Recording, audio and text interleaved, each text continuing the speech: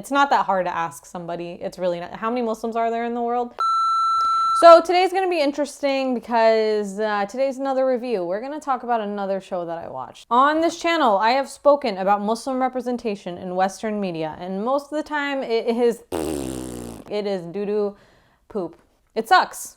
Even something as simple as just like namaz, they screw it up. They screw it up so bad. And it just goes to show like how much they just really don't care. Because you know they got the money to ask. Do you even need money to like call somebody up like, hey, I know you're a Muslim. Hey, does this look right? But anyway, I binged this show with my sister and my husband last weekend. And I have to say, for once, I was not disappointed in the representation of a Muslim character in a series. So for today's video, I'm going to share my opinion on Michael Flanagan's character, Hassan, in Michael Flanagan's Midnight Mass. Now, before I begin, this one is gonna have major spoiler alerts. If you're planning on watching the show, just don't watch this video. But if you haven't watched the show, I'm gonna talk about it so like you won't be completely lost. So you don't have to click away and you can still watch this, all right? But yeah, if you haven't watched it and you're planning on watching it, I'm about to give away pretty much everything. Also, before I begin, I would like you to keep in mind that I am Muslim. I live in the US, I grew up in the US, and I actually went to Catholic school and I attended Mass once a month. Did I have to participate in it? No, but I was forced to sit there. They would not make an exception because they were like, if we do it for you, we have to do it for everybody. So this will be a unique review as the show is about Catholics and one Muslim guy. So fitting, makes sense. So this show is by Mike Flanagan and he makes really good shows. I'm not gonna lie, like I don't like horror. I don't like watching horror. I don't like the genre, but the stuff that he does is, I don't know, it's in the horror genre, but I don't really feel like it's horror. Because tell me how you get progressively less and less scared as the show goes on. That's what happens with all of his shows. But yeah, the actors in this one, Midnight Mass, are so good. Like so good, especially the priest guy, such a good actor. So first things first, the actor is not Muslim himself. It looks like he's Desi. I did watch an interview where he talks about how he has a close Muslim friend and he brought him in as a consultant. I appreciate that. I appreciate that at least a Muslim was brought in to be like, yo, this is wrong, that's right, yeah, do this, okay. Now, when I get into the Muslim representation in the show, I'm gonna talk about it from a perspective of authenticity. You know, did it feel forced? How accurate were the religious depictions? Is this really what Muslims go through as a minority, or is this kind of just like cheesy, you know? So basically this show starts off with this dying town on an island. There's like a very small population of people. There's a new priest who shows up for the town because apparently the old one just like isn't feeling well or something like that. And progressively all these weird omens and miracles start happening on the island. The town is going through a full-blown religious revival, as the character Bev says. Like he makes a girl who's paralyzed from the waist down. She's in a wheelchair. He miraculously makes her walk or something. And so then everyone goes nuts. But the thing that really got me hooked and got my husband and my sister to be like, okay, we'll watch this, is the sheriff character, which is Hassan. Having a main character who's Muslim is not that common, I feel like, unless they're like a villain, and still, I don't really feel like they're usually a main character. That, first of all, was nice, and off the bat, you get a sense that he's a good guy and that he's gonna be a hero character. First of all, the town sheriff in American cinema is usually portrayed that way. That's the guy that everybody loves. Even when they first introduce his character, he is looking out for someone who the town hates. Nobody treats him like a human being,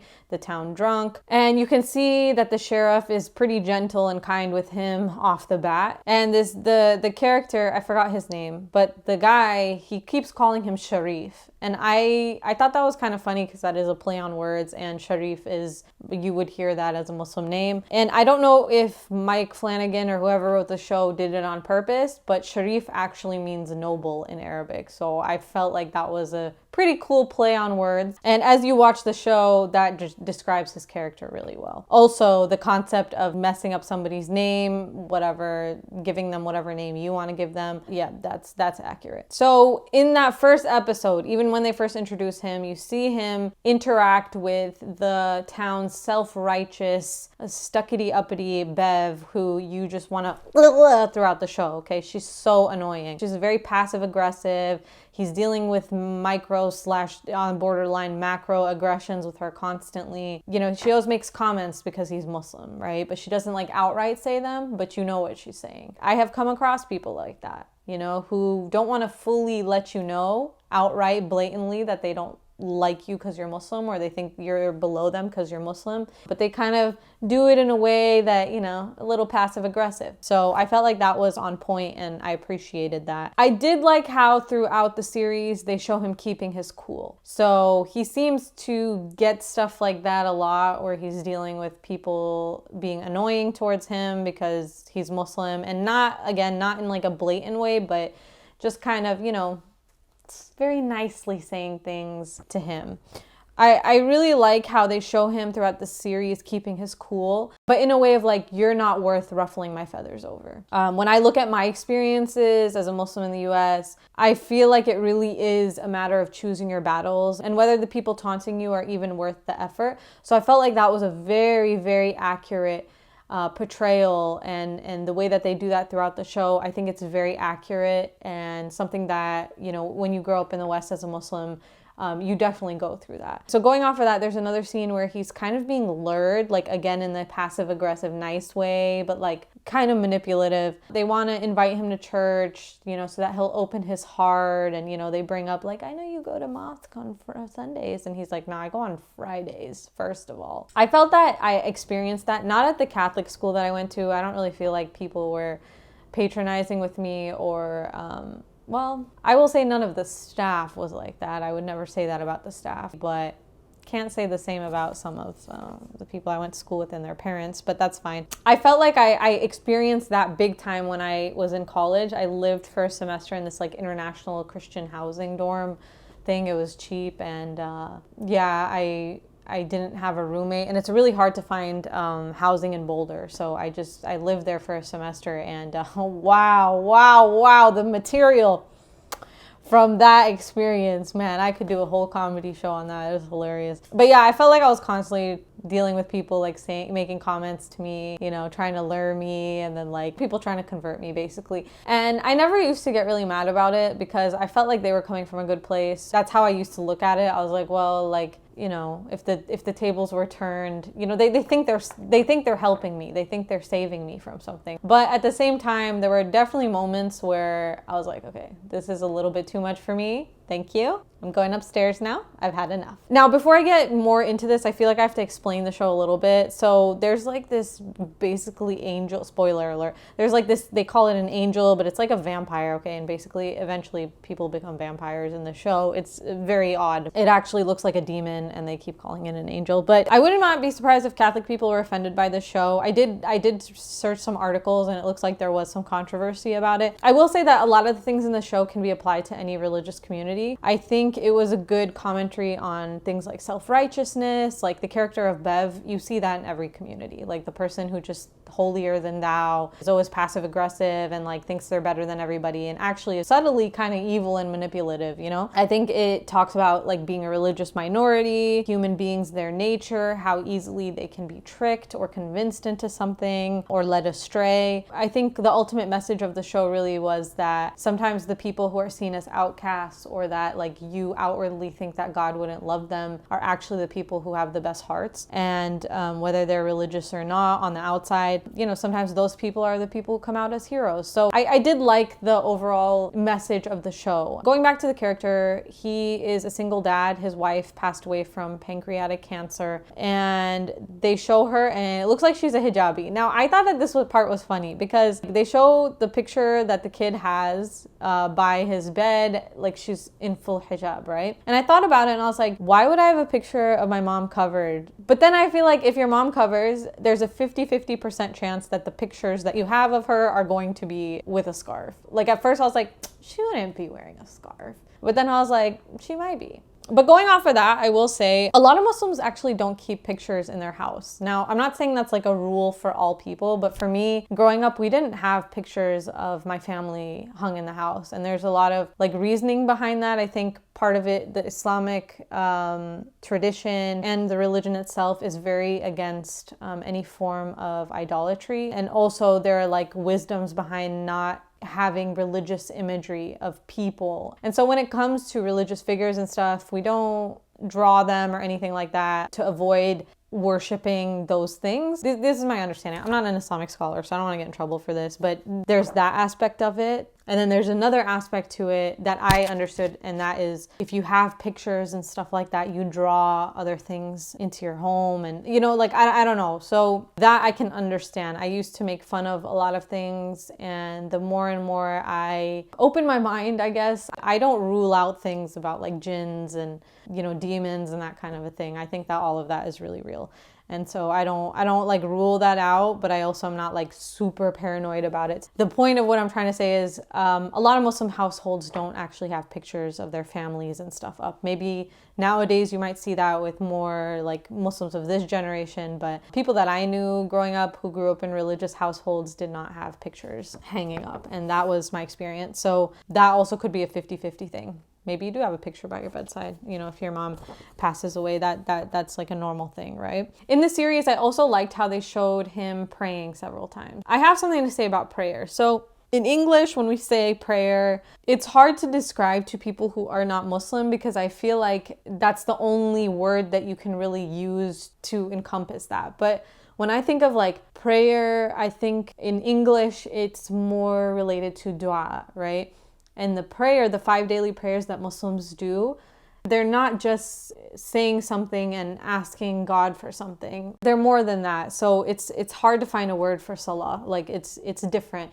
But I like that the show emphasized that. And actually at the end of the show, they show his end, in prayer with his son. And I think like prayer is so important for Muslims, or namaz, salah in particular, what he was doing. This is a really, really big part of being Muslim. It's the second pillar of Islam after the Shahada, which is the declaration of faith. So it's a big deal, and I like that they showed him as devout, and then that was an essential part of it. But I thought it was pretty accurate. That was probably one of the better ones I've ever seen in Western media. Usually the way they show prayers is pretty pathetic. I'm not gonna lie, like they did not make any. It's not that hard to ask somebody. It's really not. How many Muslims are there in the world? It's really not that hard. The character also has really good monologues throughout the show, or he has one big monologue. There's a lot of debate when it comes to religion in the show, and it shows that point of contention between the Muslim character and the other characters very well. There's a point at which he sees that his son brought home a Bible and he's not happy about it. And so then there's the whole debate about whether in public school they should be reading passages of the Bible in homeroom and how that's not right. And you can see how he's kind of outnumbered by the people in the town about that. And I find that interesting because I see that, in the West and in the US in particular, there is this back and forth about whether it's a secular nation or not. And I don't think that you can fully say that it's one or the other because there are places in the US that it is like that. So it was an interesting debate to witness that back and forth. He also clarifies some things, misconceptions about Islam and the belief that we have in Isa alayhi salam, in Jesus. I like that throughout the show they brought in all these aspects, and it really feels like this series, they took their time. You can see that this guy is detail oriented, that he definitely dug into a lot. That scene makes a good point about double standards, about how it would be if the Quran was sent home with someone else, and how much they would be freaked out by that, and basically how religious text shouldn't be integrated into the curriculum of public school. So that was an interesting thing. There's also a really great monologue that he has about working in the FBI and how he got high in these ranks, and then he did not like what he was seeing. He thought he got himself into something else and ended up, being told to spy on his own people,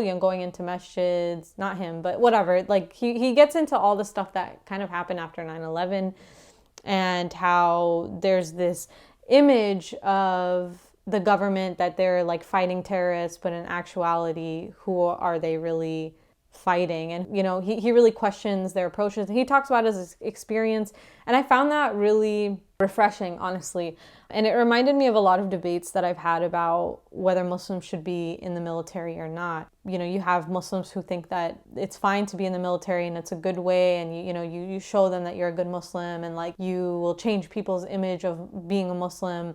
And then on the other hand, you have people who are like, well, they're never going to accept you and you're just a pawn in their game. And so his monologue kind of walks through all of that. And I found that very, very interesting. And his monologue also talks about what it's like being a devout Muslim in a small town. That's how he kind of starts off this monologue. It's interesting because it made me think about my own life. Like there are many times, so I'm originally from Colorado, and there are many times where I go there and I'll go to like a mountain town and I'm like, oh, I could just live here. Like, I would love to just live here.